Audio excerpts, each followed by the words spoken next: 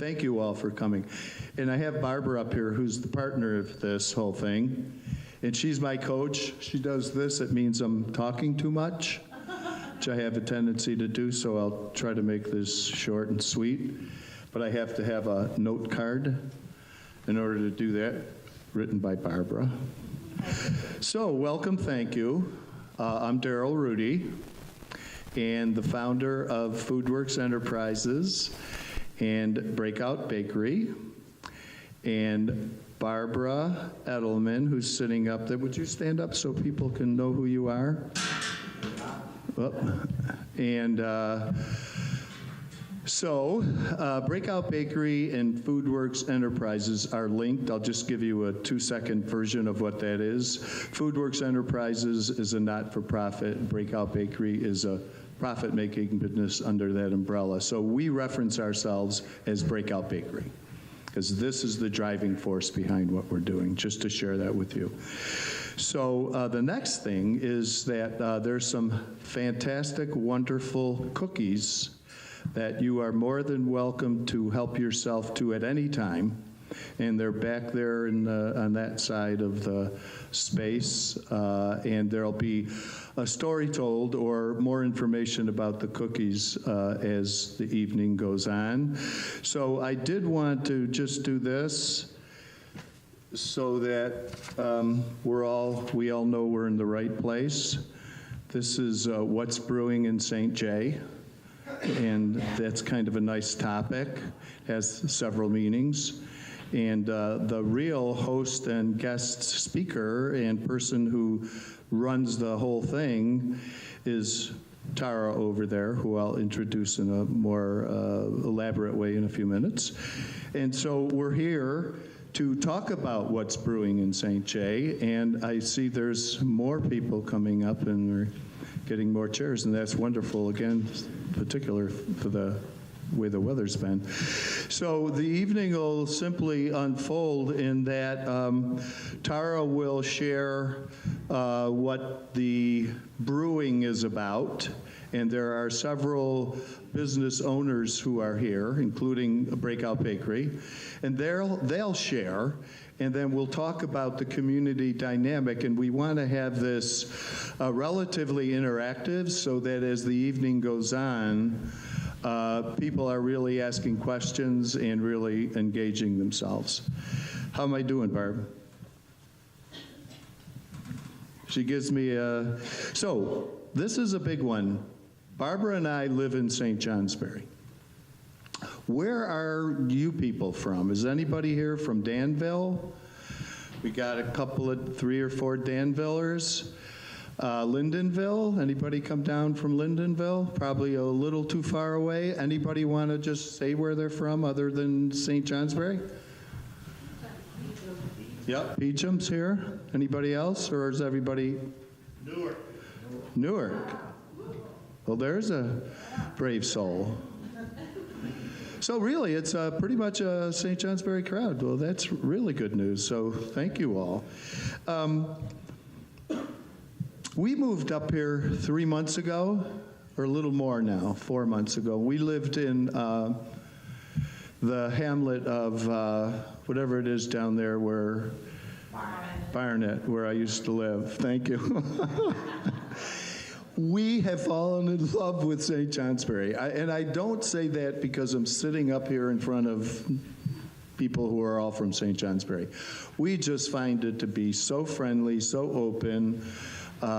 Is that true, Barb? It really is. We just live up on Cliff Street, and we walk down here sometimes, and we drive sometimes. And Barb's showing me, putting her hand on the clock. And we just, everybody says hi.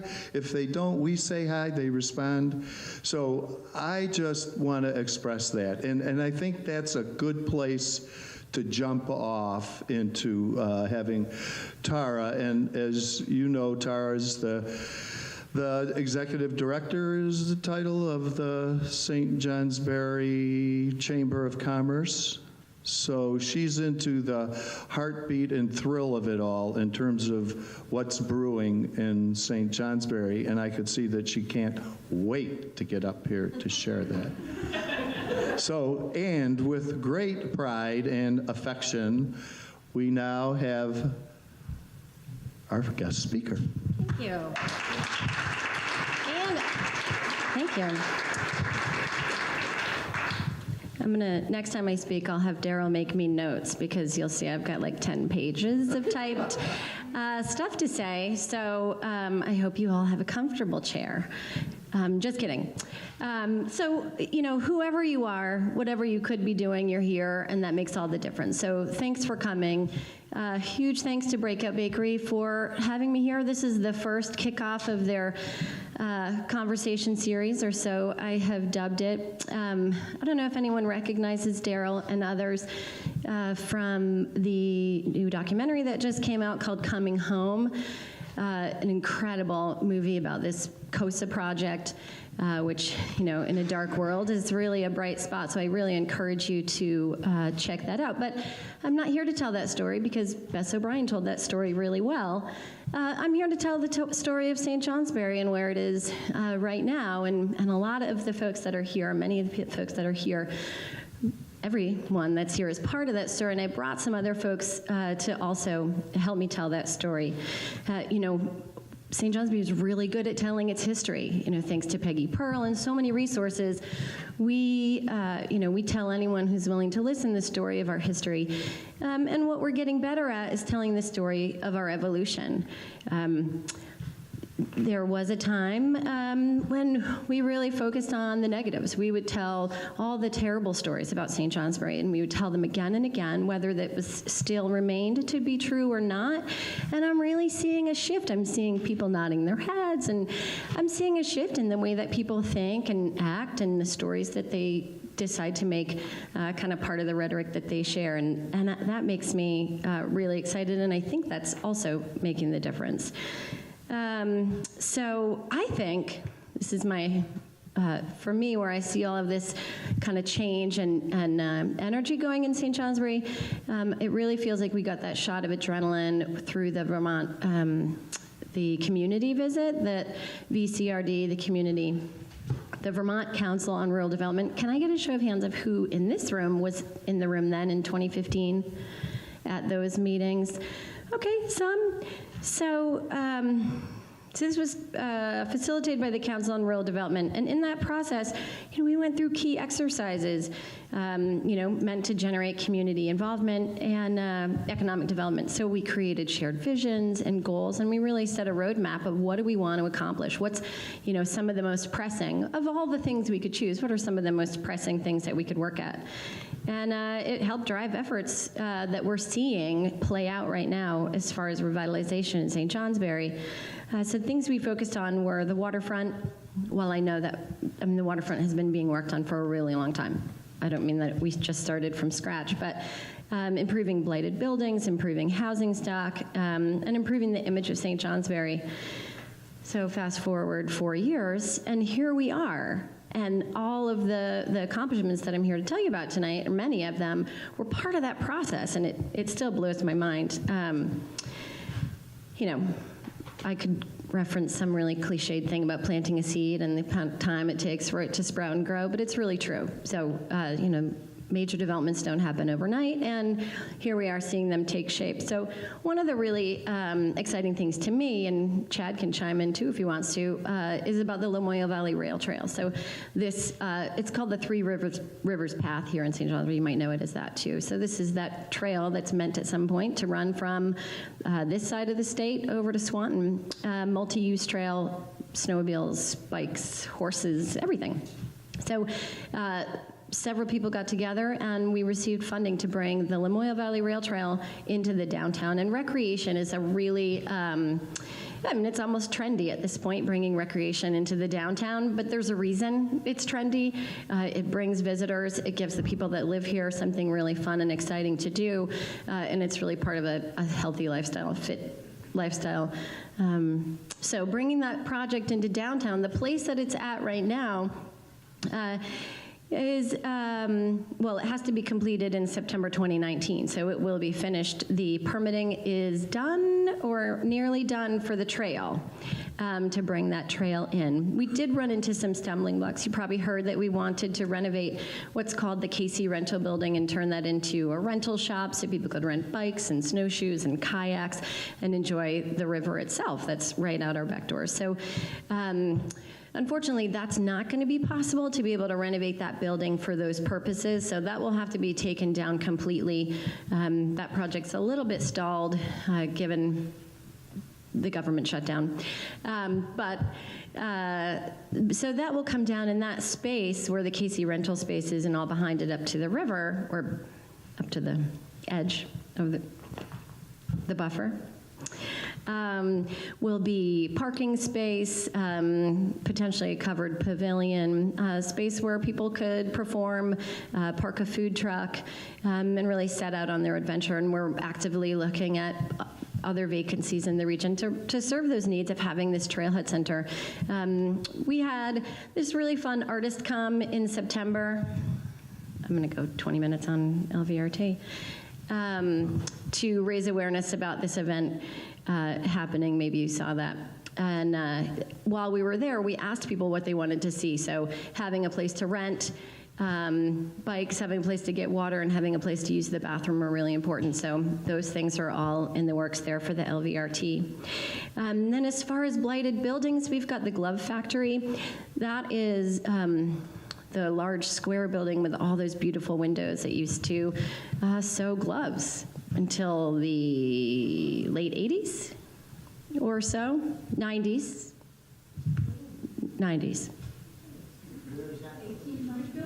No, the 1990s. No. I don't know the number of it. It's across the street from the Learning Center, Northeast Kingdom Learning Services. So that building is under new ownership, and they are actively working to renovate that building and secure a tenant, whether it's light manufacturing or not, to really bring that building back. It's one of the first things you see when you enter our town. So we're really excited about those projects, and that really meets that need of kind of breathing some life into those blighted buildings. So, and I know that folks are really excited about the developments with Depot Square Apartments, and I believe they're actually calling it the New Avenue Apartments. They've renamed it. So under new ownership, the residence will be renovated, and I'm going to pull my notes out with the dates because I know that's important to people. And unfortunately, they couldn't be here tonight, but they were kind enough to send me notes about that. So, they're about to embark on an over $8 million renovation project there. And of course, that means to move the residents out of that building. I think there's 44 active dwellings in that space. So they're going to work with partners and help everyone that lives there to relocate. They're going to help to continue to secure the housing funding that those residents need when they move into their new places, even if it's out of town. Did Ron leave? Because okay, if people have questions, we can ask Ron. He might know more stuff too. So that's really important. And then everyone that has to move out for the renovations will be given the opportunity to move back into the space. And they're looking at 2020, starting construction in early 2020, and that will take about 12 months to complete. So that's one of those, those seeds that takes a long time to germinate and grow out, but so worth it as far as, this is a press release that they sent to the Caledonia Record, the notes they sent to me, so I'm sure you'll read the full description about it, and just all the things that people said about this building when it first came in the 1800s, and just what a landmark it is for the whole state.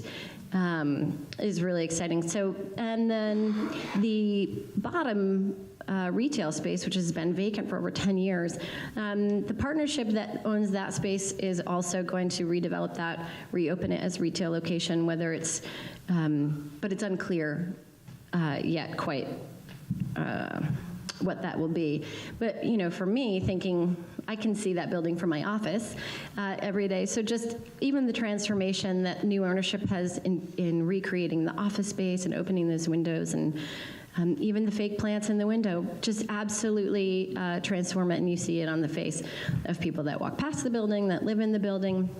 So I'm really excited about what the renovations have the potential to mean as well.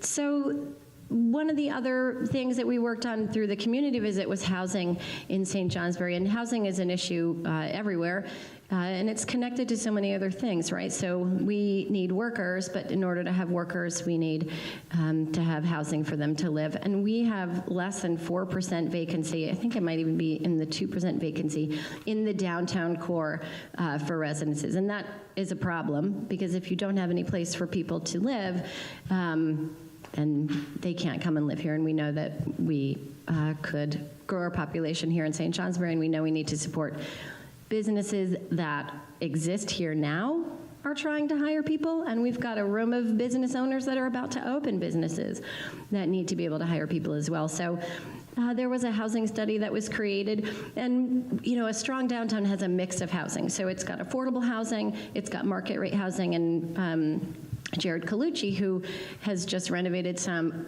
market rate housing, has a lot of experience in his legal life as well, working with tenants and knowing what it is they're looking for, and he definitely sees a market for market rate housing and has had a great experience himself renovating his own place. So being able to have that mix of housing downtown is really key, kind of more on that live, work, play theme that we love to talk about in Vermont. So another piece that came out of the VCRD conversation was the image of St. Johnsbury. I think people had grown weary of just hearing all of the negative commentary in a lot of different places that they found it.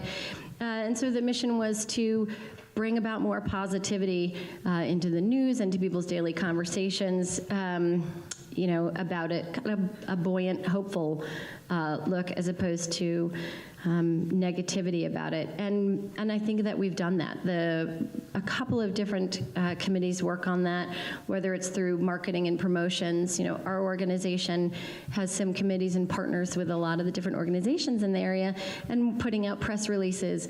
I mean, and this is even down to doing things like bringing Levitt Amp into St. Johnsbury, having stories that we can tell that are positive, that get people thinking about this region and getting them wanting to participate in St. Johnsbury, because St. Johnsbury isn't going to survive just on St. Johnsbury's residents alone, right? We need the Peacham residents and the Danville residents to really see St. Johnsbury as a resource to them and be a place where they want to be. So I feel like we've improved the way that people feel about the educational opportunities, the health opportunities, all those things that you're going to find in St. Johnsbury. And then I think also its appearance. Right at that same time, we went through some streetscape projects and made some pretty major improvements in the downtown. And then thanks to tireless volunteers and really generous supporters, there have been from new benches to decorations hanging from the trees in Christmas time to vacant windows decorated. It really goes on and on. And we've got some really exciting projects coming down the pike for 2019 beyond the volunteerism and the beautification that we do every year. We have, I don't know if anyone even remembers this was in the works, but there was talk about this thing called a road diet at the intersection of Route 5 and South Main Street. There had been accidents there. It's very wide. That street is zoned or designed to suit 20,000 cars a day. And I think it sees something more like 6,000 cars a day or thereabouts. So there'll be enhancements to that. There'll be something they call a pedestrian island, so that, improvements, a lot of these improvements are really for people walking and biking and utilizing the town in that way, more in like a kinesthetic way. And that will also have painted bike lanes that come down into town as well, and hopefully a ton of trees and stormwater management. That's in the works. So then we were really fortunate to receive a grant from the National Life Foundation in their pilot year of doing these Main Street grants. We're placemaking grants, another trendy buzzword. We love those downtown. And so we received $20,000 to do placemaking enhancements in the Depot Square Park. So the park was just, all of the foundations of it were redone, its shaping, its major trees and lighting, and we're gonna bring in some people elements. We've had a few designs that we took to the Design Advisory Committee. We went back to the drawing board and really looked to get more bang for our buck and just make places where people can gather and use the space. And then also being able to connect downtown in the Welcome Center to the rail trail is going to be really key. The honking bridge is, one that it makes for a really fun conversation, but it can, as far as, being able to walk through it, better lighting, better footing, maybe something pretty to look at while you're down there. So that stuff is definitely in the works as well. And so all of these parts, right, the whole of these parts is what make the dish that is St. Johnsbury. It's really no one thing, right, but it's all of these things. And if I had more time, I feel like we could I could go on and on. But again, them all being connected. I mentioned that housing and jobs connection, the recreational opportunities, and what that does for economic development as far as being an attraction for people to come into town, spend time here, and then visit the businesses. And while not downtown, I should also mention the Caledonian Trails Collaborative, which not only just built trails out in Danville, but they're also now building trails at the hospital. So just creating more and more points of connections and ways for people to come and be in St. Johnsbury. It's really exciting, and more ways to introduce someone to St. Johnsbury. So I have to definitely say that it's not one organization, right? It's not the St. Johnsbury Chamber of Commerce who is doing all of these things by any means. And our organization is tasked with the management of St. Johnsbury's designated downtown. This is also an economic development tool. And we are in charge of marketing and branding St. Johnsbury. We're not solely focused on supporting particular businesses that are our members. We're about promoting St. Johnsbury so that people come to know and love it. So, if you think about things like our arts and culture organizations, I'm not going to name them all. We, partners from regional planning, regional development corporations, partners from the state, the day in, day out work from people that work for the town of St. Johnsbury, all of the countless nonprofits in town, and then the daily acts of all of you folks, right? Residents. Consumers of that arts and culture, of the service industry, of the healthcare industry. It all makes these sorts of things possible. And at the risk of going way over it, I do have to, close with my call to arms, as it were. This is a really exciting time. And it's exciting because we're all making this happen. And so I definitely, I'm telling the story of St. Johnsbury, and now we all, right, need to be the ones that tell the story of St. Johnsbury. So tell someone that you see tomorrow something cool that you saw around town. Make the story of St. Johnsbury part of your story also. Find ways to get involved if you can do that, or just tell someone something nice about St. Johnsbury and see what impact that has.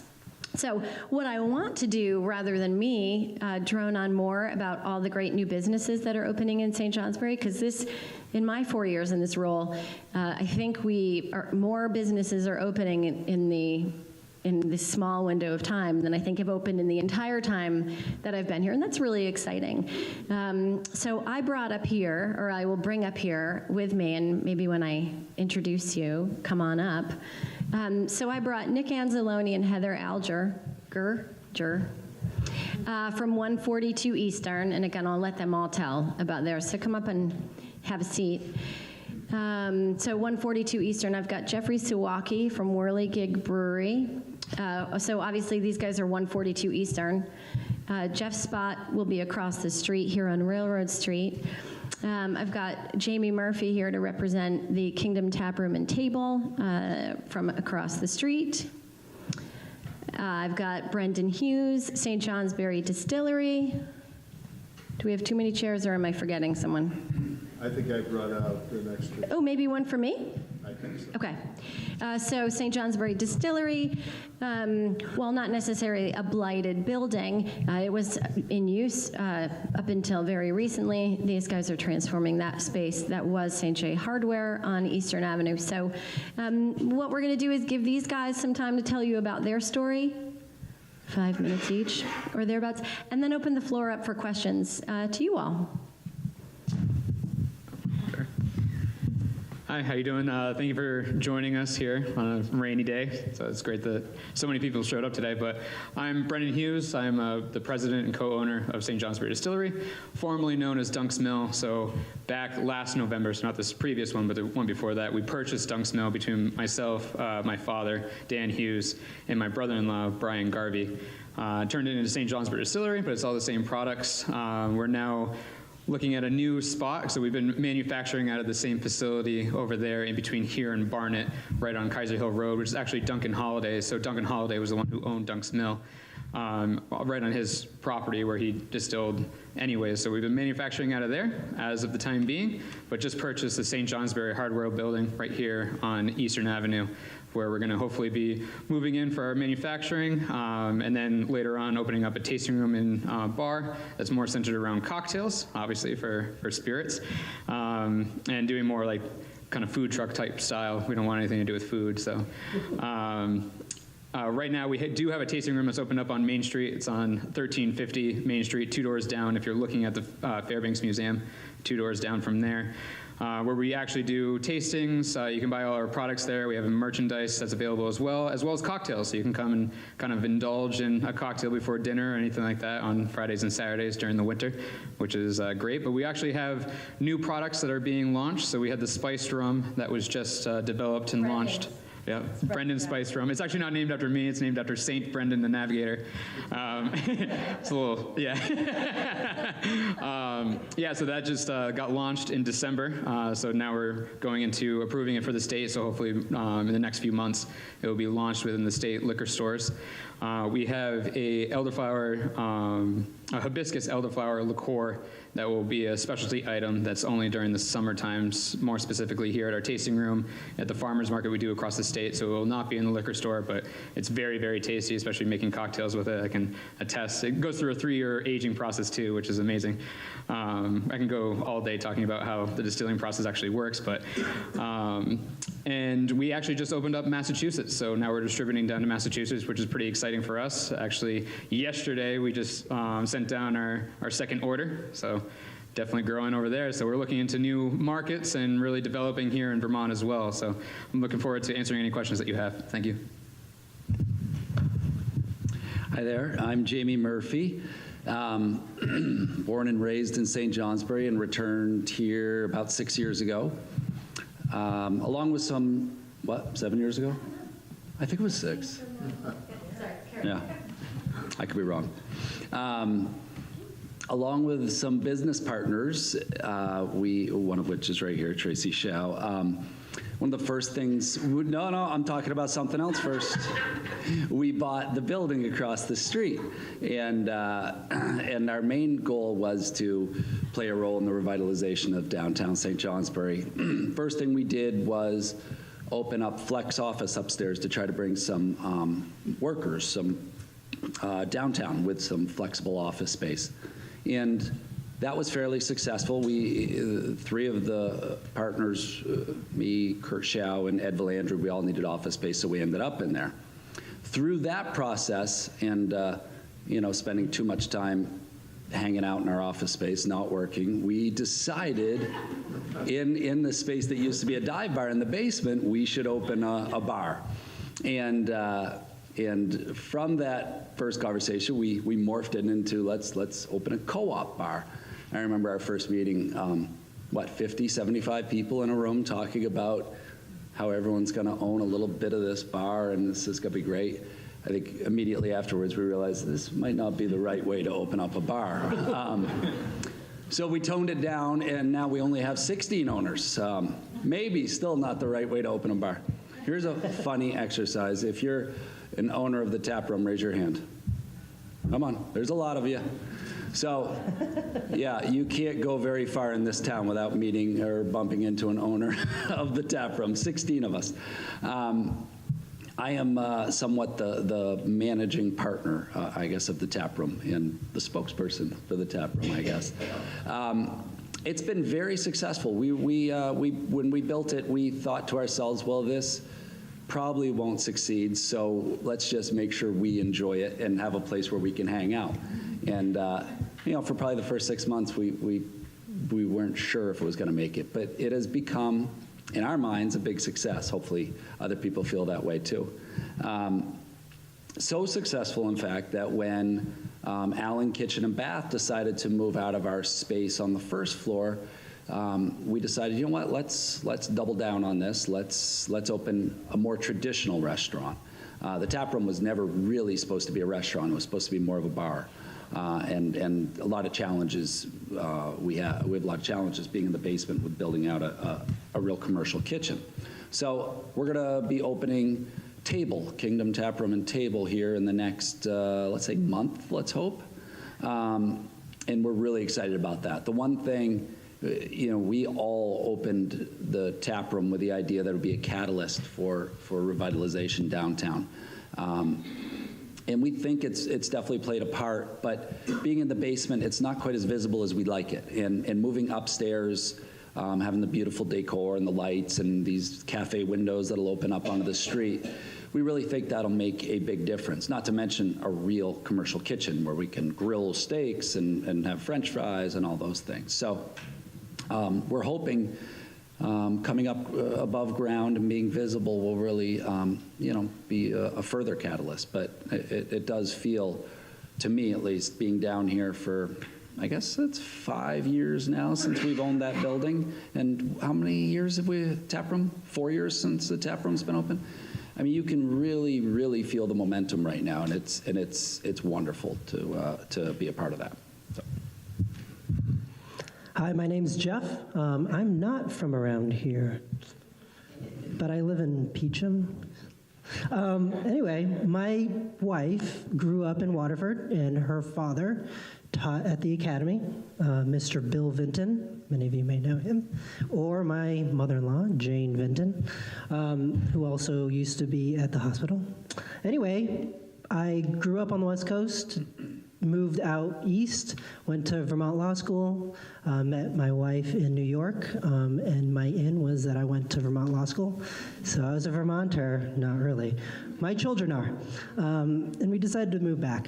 I loved it here. We wanted to raise our kids with grass and trees, dirt and a whole lot of snow, and some beautiful sunshine in the summer times. But my passion has always been food. I've always loved experiencing new food. Whenever we would go to a new place, we'd always have to try what was local, what was special about the place. And I think food and drink can often speak to your place. And that's really sort of the concept and my desire in the brewery that I'm opening, actually in Jamie's space, the former retail space of Keene Medical. And so that will be a real opportunity for me to explore what it is that speaks to both to me, myself, as well as to the place, St. Johnsbury, and the greater region. My hope is to collaborate with other partners in the region and in St. Johnsbury and just outside of St. Johnsbury. I want to source local ingredients, produce, grains when possible, using whatever's in the air to ferment my beer, and using traditional processes that have, at some extent, been forgotten in the United States, but has seen a revival. I'm sure some of you have gone to Hill Farmstead and other places like that, or Fable, the cider and winery down in the Upper Valley. I think that sort of respect for place is really what I want to go for in this brewery. And I'm not looking to build a giant brewery. It'll be very small. I want to be able to do it myself and make sure that everything I put out is something that I did. And that whenever you come into my place, it's a new experience, and that you experience what is seasonal and what really is St. Johnsbury. So I hope you, if you're 21, can come experience it. And we, like Brendan said, are not going to go all in on food right away. While I do have my sweet spot for passion for food, especially local food, we're going to launch probably with light affair, and then if things work and hopefully you're able to enjoy and experience, and we can grow and see where that takes us in terms of restaurant. But that's what I have to say. Hi, my name is Nicholas Anzalone. This is Heather Alger. We are recently of St. Johnsbury, like our hosts. We've been living for 15 years in Reigate, and just recently in October purchased the 142 Eastern property. We have a long history, both of us, of working and prioritizing community and community building and giving back to our community. We both worked in nonprofits most of our careers. I was an educator for 8 years. I now work in an educational nonprofit. We met in a nonprofit high school many years ago. Heather was working in foster care. She's been at the United Way. She was the executive director of Rebels North, which is located down in Hanover, for 6 or 7 years. So it's safe to say, I think that what drives both of us in many ways about our lives is community building, and in particular connecting people in ways that other people might not think about connecting, particularly through music and food and acts of kind of daily compassion, like the things that you do every day, and trying to find ways to connect people over that. So when we bought this place and it had the commercial space downstairs, which used to be at Javo's, the salon, we're asking ourselves what we wanted to do with it. This was sort of a natural inclination for us to move in that direction.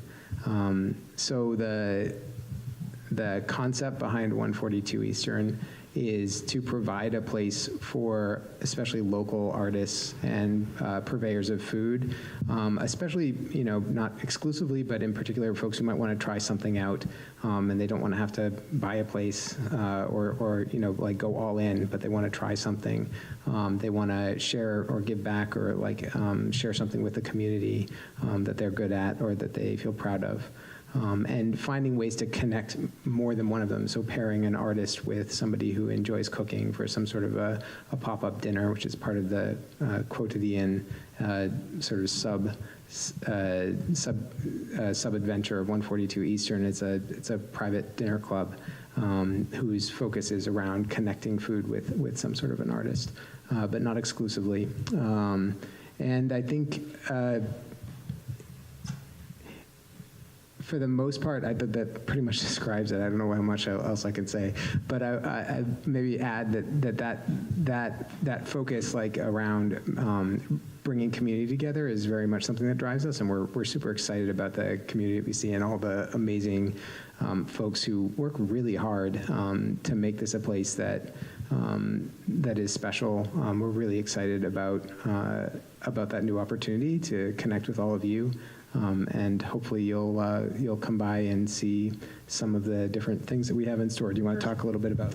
It's just our first dinner is sold out within 24 hours, so it speaks to people wanting to connect. So we have our premiere dinner tomorrow night. It's a pop-up. The model is a pop-up. We've had several artists come and just do a drop-in. I have a chocolate making that sold out again in 24 hours for fundraiser for Umbrella. So that's a collaboration with Bread and Butter. So yeah, we look forward to seeing you all and doing some stuff. So thanks.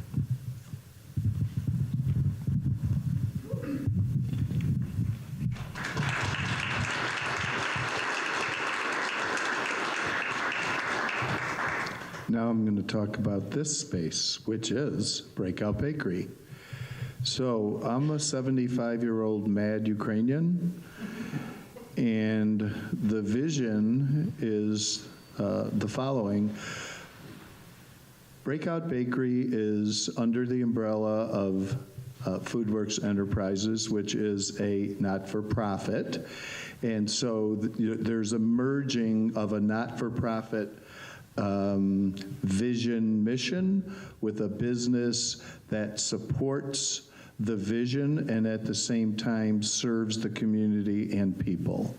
So Breakout Bakery is modeled after a bakery in, where is it, Barb? In Yonkers, that's been around since the late 80s, formed by a guy named Bernie Glassman. And today they're a $14, $15 million bakery, and there's a long story behind that. But what the vision is to, just like you guys talked about, creating community is a key feature of who we are, why we're doing this, and at the same time, what we're doing is working specifically and directly with people who are coming out of corrections. And just to put this in dollar and cents talk, costs about $65,000 a year to keep someone in prison, and it's probably a little more than that in today's world. And there's probably, it's a little more now, a 50% recidivism rate, which means that's a lot of money that's being spent, and a lot of people are returning. And it's not a horrible statement about corrections. It's a statement about what happens when you get out of prison and you re-enter the community. And our vision is totally tied into the idea of a holistic model, which is to say, we have the bakery that'll be in this space, and that's the money-making business part. And the services are the not-for-profit part that blend in on a daily basis with what the bakery will be about. So what happens is someone comes in and learns the baking trade, and we're going to be focusing on quality artisan breads, related products, and some light venue of eating, but we really want to focus on the bakery and all of that relative to how we develop the business. So mostly what we're talking about is helping to save money for the state and at the same time offer services that are connected to the bakery on a daily basis by staff on the bakery who take care of those processes. So we're looking at housing as a key ingredient, and how do we connect with the housing agencies in town, of which there's a wonderful movement, I guess I would call it, in housing in St. Johnsbury for people who are aging, for people who don't have the money, and for other people to blend what housing is about. So that's a key ingredient. We have a program connected with that called Awake to Work and Life, which is a meditation-based program, and again occurs on the job on a daily basis, and service coordinators to help people what they need help with to reintegrate in other aspects of themselves in the community and be positive role models both for others who are coming into the program and for the community itself. And so our view is, Barbara and I are here, we're not here every day anymore, but we're looking at raising $250,000 or a little more to really build out this bakery. And our commitment level is very high. It's a long process. And for us, it means our devotion to that is key to how we wake up every morning. It sounds a little emotional, but it is an emotional experience for us. Barb, I'd like to have you maybe stand up and share Barb's the articulate one. I'm the crazy, she's the left brain, I'm the right brain. So left brain, would you come up for a moment? Want to talk about the cookies? Yeah, that would be a pretty. Okay. Hi. So I hope all who wanted to help themselves to some of the cookies in the back. We're going about this, it's somewhat organic, how Breakout Bakery is coming to life. And it's becoming a phased development. And so the phase, part of what we're doing now is we have a wonderful opportunity. An individual who loves baking kind of fell into our laps, and we got the opportunity for him to work in a certified kitchen in town, because that's our kitchen right now, and it's kind of empty with no oven, to develop a signature cookie for Breakout Bakery. And so what you tasted tonight is one of the first passes at that. Neil, do you want to, there's the baker.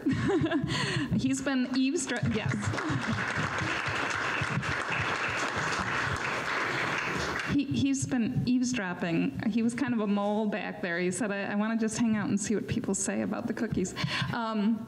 So he's working on, he developed these 3 varieties in his home kitchen, and then went into the commercial space to learn how to scale up. And I had no idea. When you, ladies, did you know this? If you 10 times, I shouldn't say ladies, men cook too, obviously. Okay, so when you scale up a recipe 10 times, it doesn't work the same way. So anyway, that's what Neil's been working on. So we are very interested in your comments, feedback about these cookies, because that will go into the mix, so to speak, to adjust it as it moves along. But eventually we're hoping to get these cookies out into various places to distribute and start selling them. So is there anything more in the notes? Okay, we should give the mic back to Dara. Thank you. Oh my God, I'm so glad you did that. I had so much more to say. No, seriously, I did want to say one more thing, is that these aren't the only new businesses that are opening right now, and these aren't the only, there are so many really anchor businesses that are here on Railroad Street that have been here for 10, 35 and more years, like the Boxcar and Caboose. Scott Beck is here. I'm really excited to see that.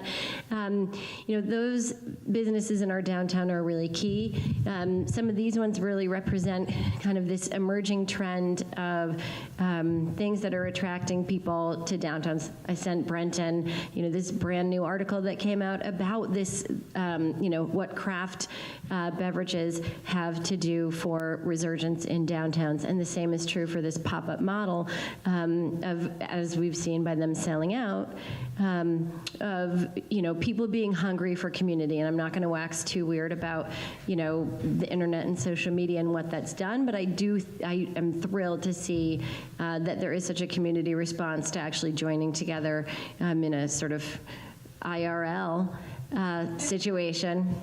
But I really want to hear what kind of questions you guys have, questions that you have for these folks in the room, other people that we've mentioned that you see are here. If you want to stand up and tell us something cool that that's happening, that you think we should all know about. And if you want to find someone that wants to create something cool with you that isn't happening right now, and you think there's a need for that, there are no rules right now about what you can say, except someone has to say something. Charles, I'm allowed to talk. You could talk again. I like talking. One thing we all talk about where we're from around here, and we're all local. The one thing I think I'm most proud of with the tap room is that 16 owners, I think only 3 of us were born and raised in this area, me, my wife, and Tara, which means that's 13 other owners that, no, she wasn't born and raised. I'm sorry, okay. So that means 13 of us, or 13 of the owners of the tap room weren't, and they are just as invested in this town and this community as those of us that were born and raised here. And I spent 20 years away from here, and that was the thing that surprised me the most about St. Johnsbury, is that what an effort we're getting from people that aren't from this area that are moving here and helping us, I wouldn't say rebuild our community, but kind of reshape our community. It feels great. So, sorry. Now you got to find someone that wants to say something. Yeah.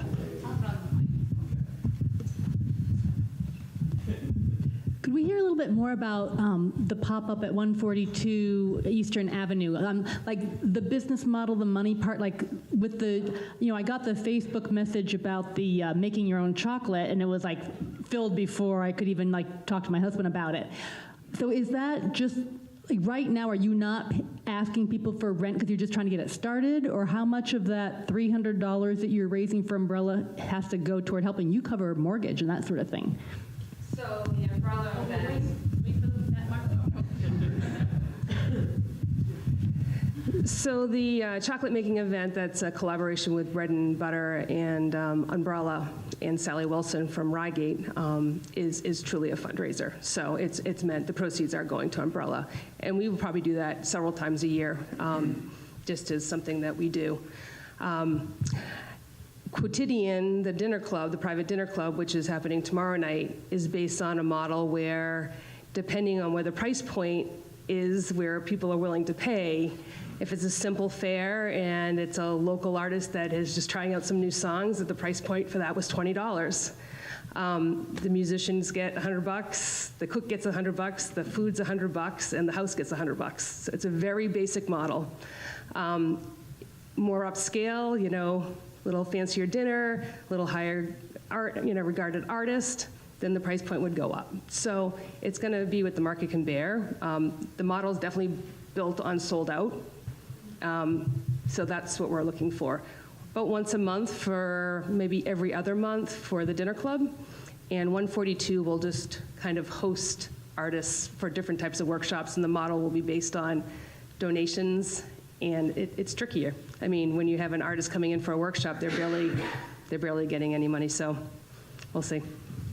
Probably depends on the artist in that case as well. We had the card making workshop with April, and we're looking to do probably. We have a lot of artistic and various contacts. We're thinking about doing some sort of like a drama, like an acting workshop or something like that. Thank you. Where do you post that you have these things happening? Where do you post that you're having these dinners or pop-up anythings?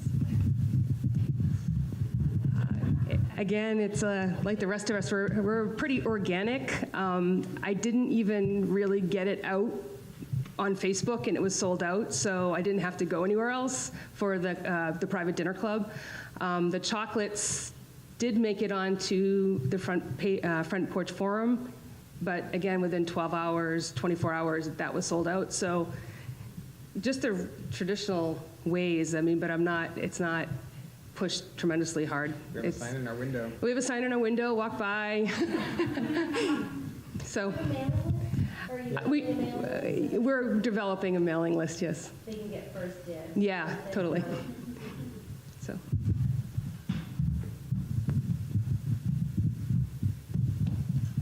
I want to also just say thank you to the Athenaeum for the sound system for tonight. Another new business in town. People are coming into the area and you want family or friends to stay overnight. Cherry House Bed and Breakfast is just opened. So.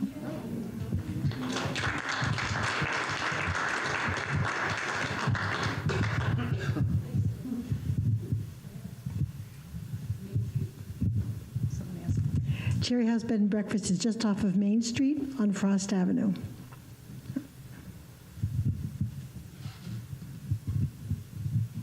There must be other questions. There must be other comments. Is anyone able to update us on progress towards improvements to the water supply? I think water is just so basic to so much what we've got going on here. Town manager is here. Chad.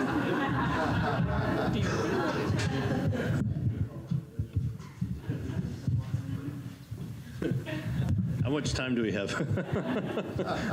I can talk about this forever. So Starting in about 2008, St. Jace leaped off the ledge and decided to stop just planning things and keeping their head in the sand and pretending the water system was good. They really started investing. We've done not just water, but infrastructure overall. The town's invested $42 million since 2008 in infrastructure upgrades. It's never ending. We'll get everything done. There'll be time to start it back over again. But we've got a bond vote going up to the voters right now for $8 million worth of improvements over off from Pleasant Street, Gilman Avenue, Farmer Drive. It's all driven more by CSO, combined sewer overflow. But as we do those sewer projects, we're also doing the water as well, so that we're not tearing up the streets more than once. We did bond a couple years ago the water treatment plant. People still refer to our water treatment plant as the new plant. It was built in 1992, and it had a 25-year life, and it's done very well. We've got a great operator. We're lucky for that. But we did bond, and we are in the middle of piloting a new water treatment system. We're hopefully going to be the first membrane filtration plant in the state of Vermont. Which shouldn't be scary because these are approved all throughout Europe, and there are other membrane filter plants here in the United States. But that is happening. Just a couple of years ago, a lot of you remember that the streets were tore up all around town. And so all the way down through on Eastern Avenue, Main Street, plus the whole West Side area. It was primarily driven by water on those too. So our water system's pretty strong, but it has a lot that needs to be done. We did a fire flow test recently just over here. It was actually for the distillery, for their sprinkler system, but at the same time, we knew something was going on at the New Avenue Hotel. And our fire flow capacity at the bottom of Railroad Street, our engineers told us that it's probably the highest fire flow capacity he's ever seen. And he's done fire flow tests throughout New England. So we've got an extremely strong water system. We don't necessarily always do a good job of telling people that. We got great, what's called ISO ratings. That has to do with our fire department, but it also has to do with our water system's ability to put out fires. The fire that was just right next door here, had that happened just about 2 years before that, we wouldn't have been able to put water on the fire here.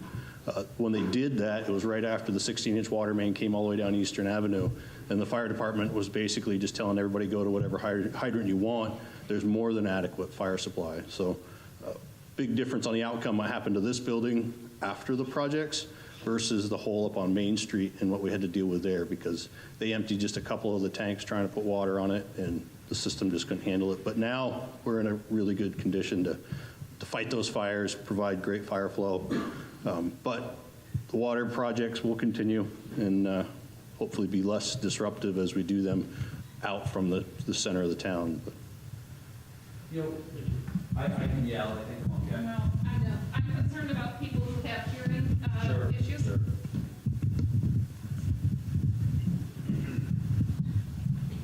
Chad brings up a great point with infrastructure in town, and I know firsthand from being a select board member.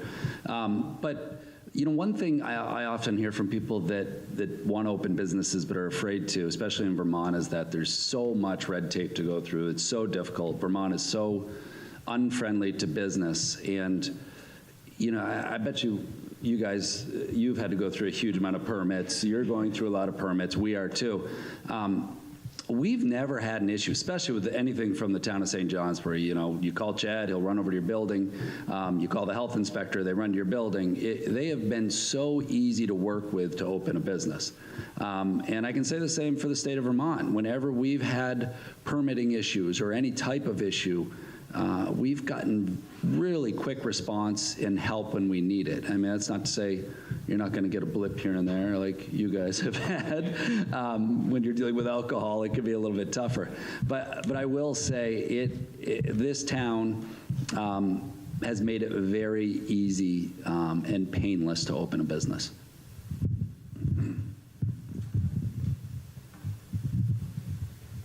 Yeah, just to echo some of that as well, it's 100% true. The town has been really helpful with us and what our needs are, and I mean that's something to applaud for what you guys do down there. In the same sense that people who have open businesses, I'm sure I can speak for a lot of people who are here, but I mean just send us an email or call us if you're ever thinking about, oh, this is something we're kind of thinking about.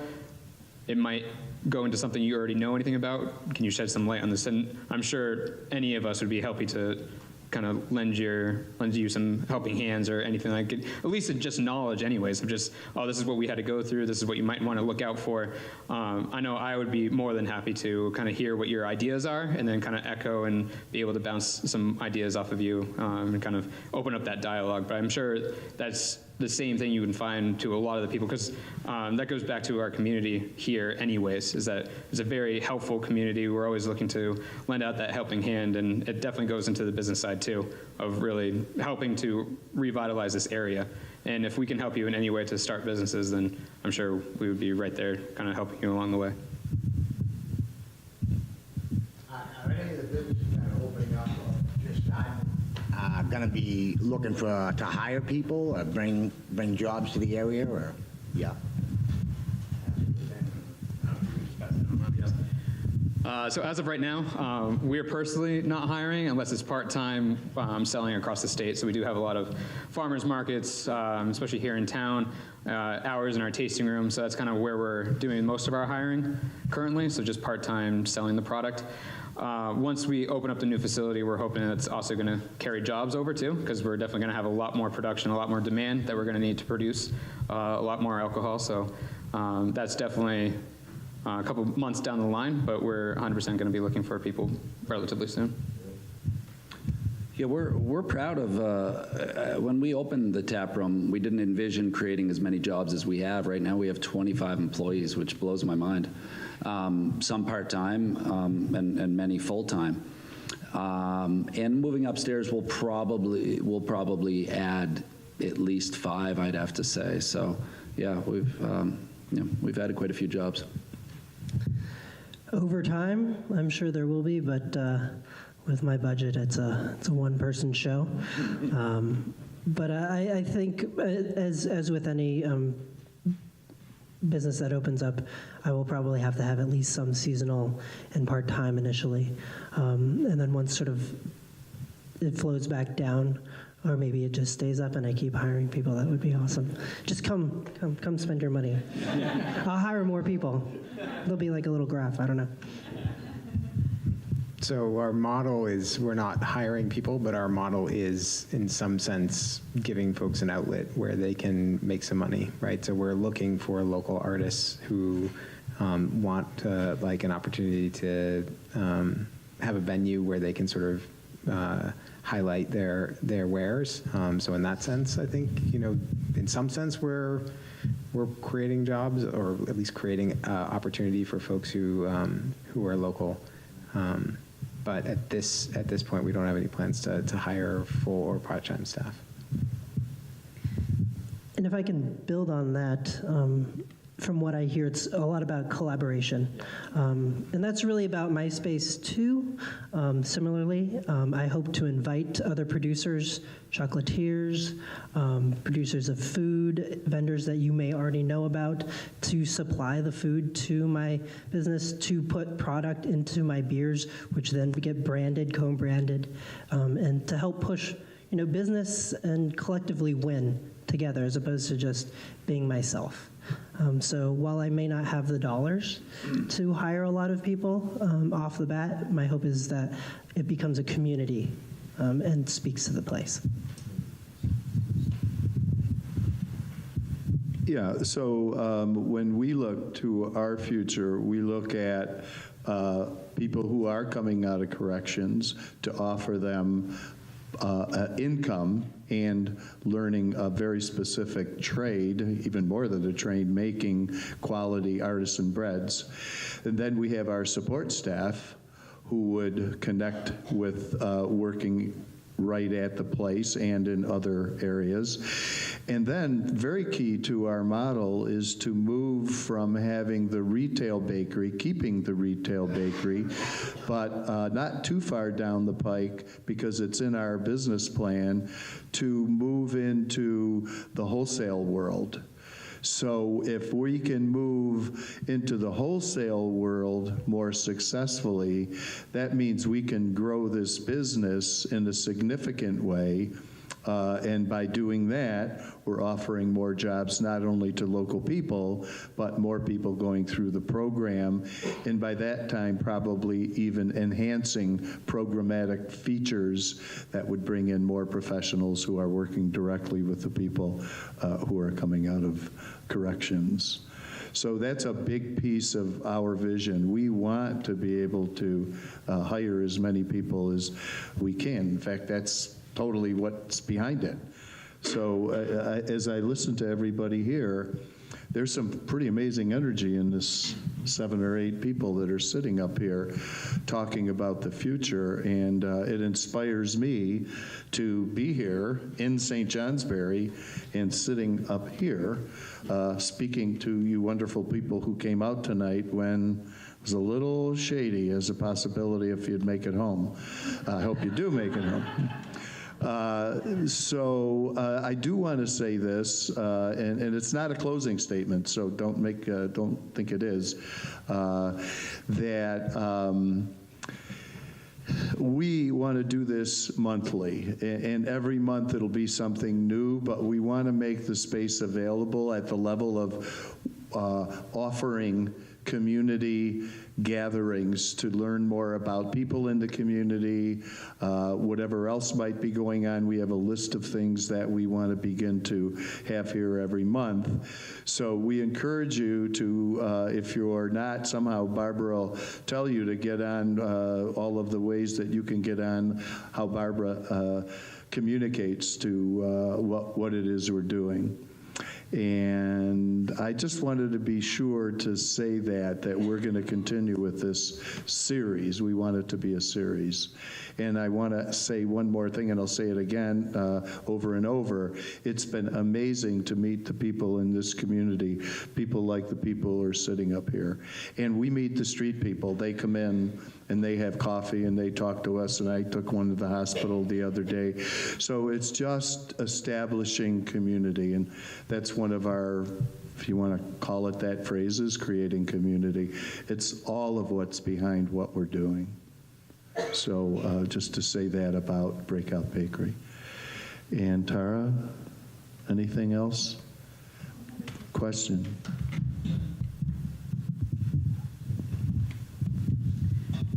Jamie, I would say it's safe to say that there are 1 or 2 foodies in the group here. Could you say what you're going to do in the table above the tap? What kind of food are you going to serve, and when are you opening? That's a great question. Jen, why don't you answer that? Jen is on our food committee, so she shouldn't get away with this. And I have to apologize too, because she's local, and I remember that just as soon as... Semi-local. Yeah. Our menu is going to be, I'm sorry? First and last name. Oh, my name is Jennifer Noonan. Jennifer what? Noonan. We're going to have a great menu. A lot of locally sourced foods is what we're kind of hoping to go for. Fried foods, poutine, burgers, steaks, seafood. Sorry. Steak frite. Sounds delicious. Steak and fries, yeah. Steak and fries, salads, everything. It's going to be an eclectic menu. What was the other part? Yeah, not a huge menu. Fairly simple. Yeah, we're trying to keep it short and simple, and have specials that rotate through based on the season. So we kind of design it for ourselves and hope that everybody else likes it. I think that's our theory there. We have enough owners that if we do that, we think we hit everybody's tastes. Yeah. And when will you open? Well, August of 2018. I'm just kidding. That was our original date, so that tells you where we're going. We're hoping for February, and I'll leave that loosely in February. So yeah, that's our plan. That's our goal. Yeah. Thank you, Jen. Yeah, you're excused.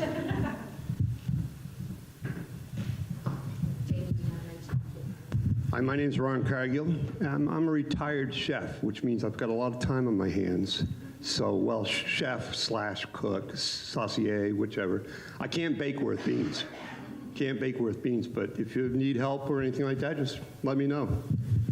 Thank you.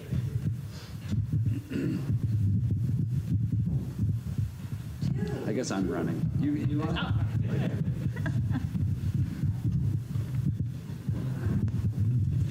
I'd just like to say that my name is Meg, and I moved up here a few months ago. Excuse me. I've lived in Massachusetts almost all of my life. I think of myself as a city kid, and I was very anxious. I kind of came up to be closer to family, and I thought, jeepers, I'm going to be locked in a place, and it's going to be cold and freezing, and I'm going to have to read books, and there isn't going to be anything else to do. And it's really not that way at all. This is a wonderful, wonderful city. I've been so busy here, and there are so many wonderful things to participate in. And the people are so friendly and so welcoming. I've also met a few of the street people. Led me to think maybe I shouldn't be walking around at night by myself, but I'll think about that for a while. But in Boston, I'd have to take the car, drive a long way, 45 minutes at least. Not such a long way, just a lot of traffic. Park the car for 20 or 30 bucks, walk another long way to where I was going, walk back at night, which is even more distressing than St. Johnsbury. It's not like that here. It's been really wonderful, and thank you all very much. Itself through these processes to this wonderful finished product that people can enjoy and like and love, and also, as long as they're eating not too much of it, they feel pretty healthy. So it's literal and symbolic is the reason. And I have to say very frankly that back when I was really studying about social enterprise back in the late 90s, I was deeply influenced by the Greyston Bakery's model. And that model, I've gone down there and been a part of that, is so successful, so creative, and has changed so many lives that it led me to want to do that as I was looking at social enterprise models. There are many social enterprise models, by the way. A brilliant social enterprise model is out in Los Angeles, Homeboys Industries, where they have about 15, maybe more, businesses that they run, and they do a magnificent job in taking care of the people who are in their program, and they even have the contract for the city of Los Angeles's restaurant within town hall and all that, and they run it and do everything you can to make that a successful place for the city. So that's a long answer to a short question. Here, can I add to that? You don't mind? Right up here, because in a lot of cases,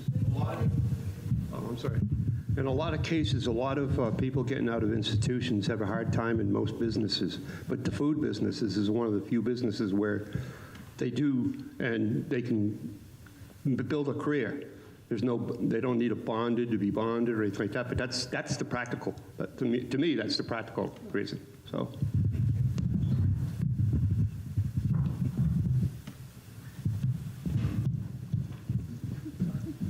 Should get 2 mics next time. Thank you.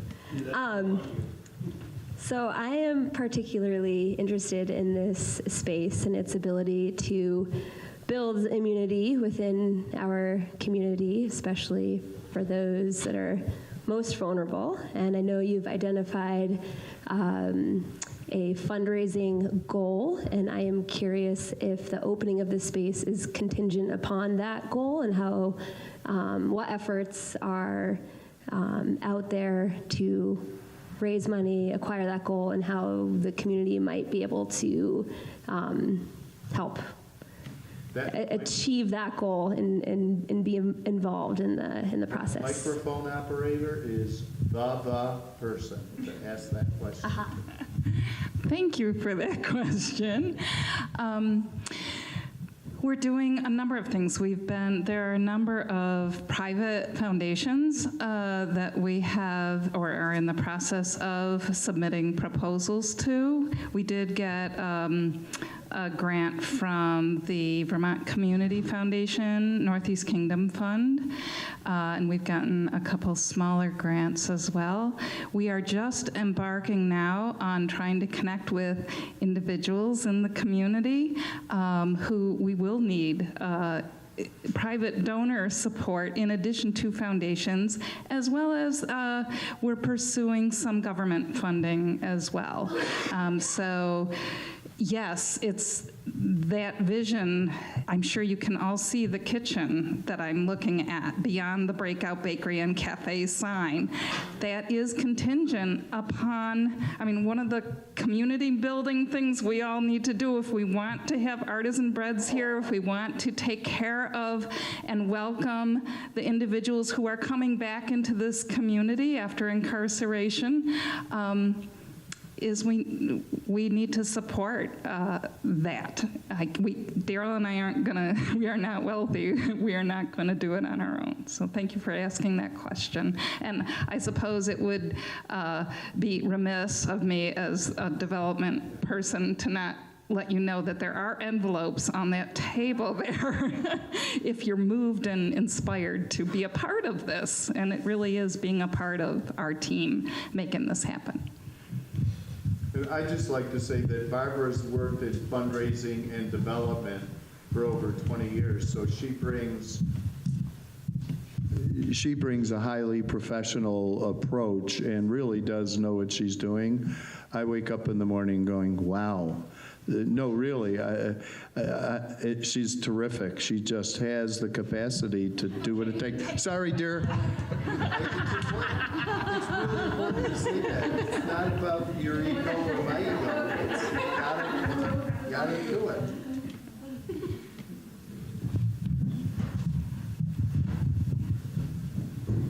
Thank you. Ever since I'm not used to these. Ever since the St. Johnsbury Co-op went under, there was a plan somewhere about maybe resurfacing it, and then there was also rumor of Newport Naturals possibly coming here, and I just wonder if there's any kind of alternative grocery still in the theoretical works in town, if anybody knows. Kingdom Access Television is taping this, so that's one of the reasons for using the mic. Okay. Yeah, there is a group moving the idea of a local co-op forward. So it's still in the beginning stages, but there is a lot of energy behind it. I think the right people are in that group and pushing it forward. So I'm hopeful that, you know, it's going to be a long process, but I'm hopeful that there may be a co-op in our future, that there will be a co-op in our future.